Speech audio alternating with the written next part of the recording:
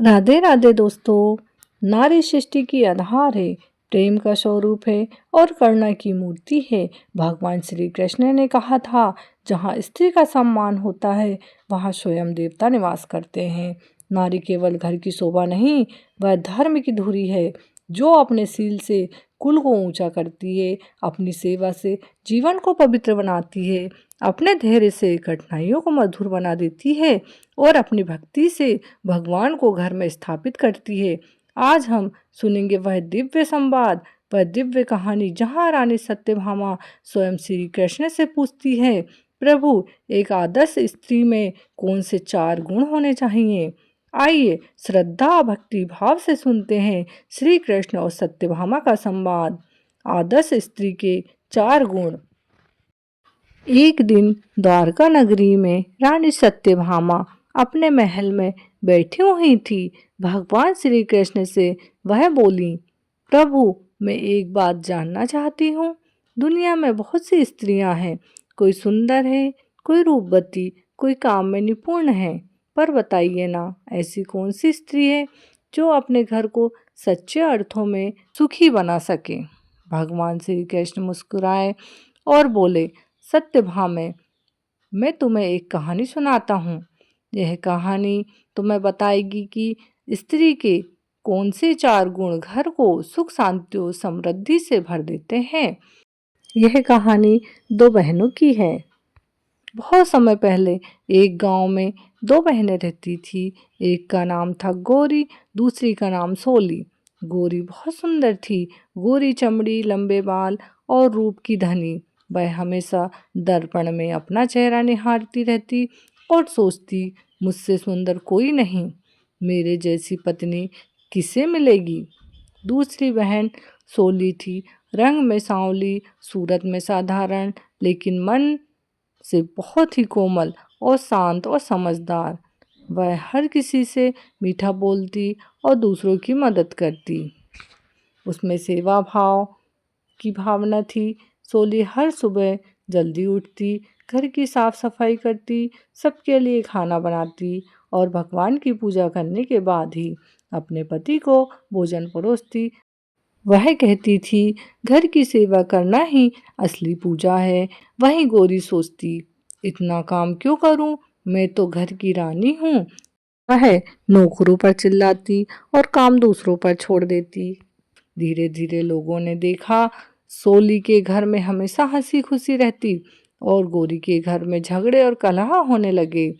एक दिन दोनों के पति काम से थके हुए घर लौटे। गौरी ने अपने पति से कहा, इतनी देर क्यों लगाई, तुम्हें अपनी बीवी की भी फिक्र नहीं। पति चुपचाप सिर झुकाकर बैठ गया। वहीं सोली ने मुस्कुराते हुए कहा, आप थक गए होंगे, पहले पानी पी लीजिए, मैं भोजन लगाती हूँ। पति के चेहरे पर मुस्कान आ गई।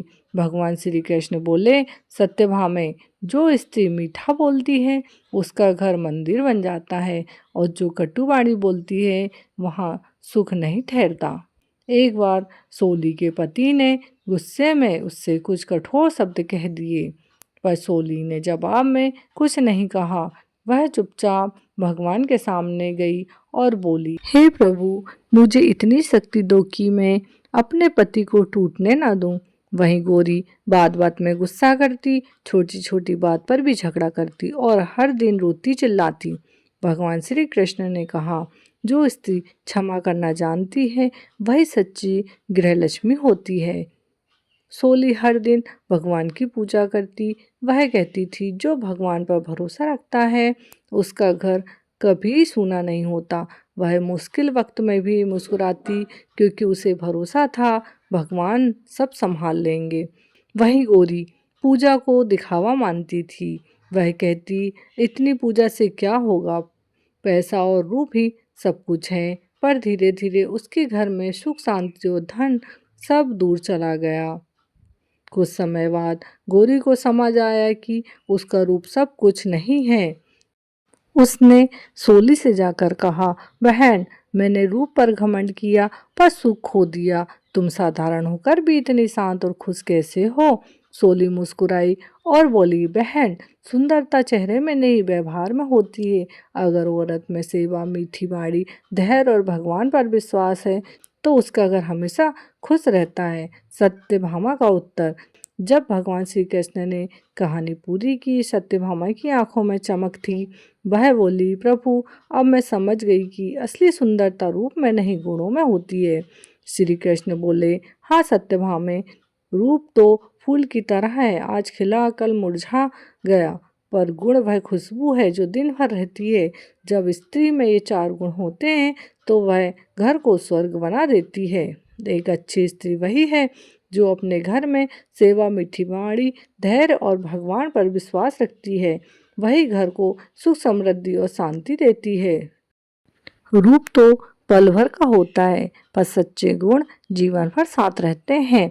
इस प्रकार हम सत्यभामा और श्री कृष्ण के संवाद से यह जान गए हैं कि एक अच्छी स्त्री में कौन से चार गुण होने चाहिए जो अपने घर की सुख, शांति और समृद्धि में सहयोग करते हैं, क्योंकि हर स्त्री अपने घर की लक्ष्मी होती है।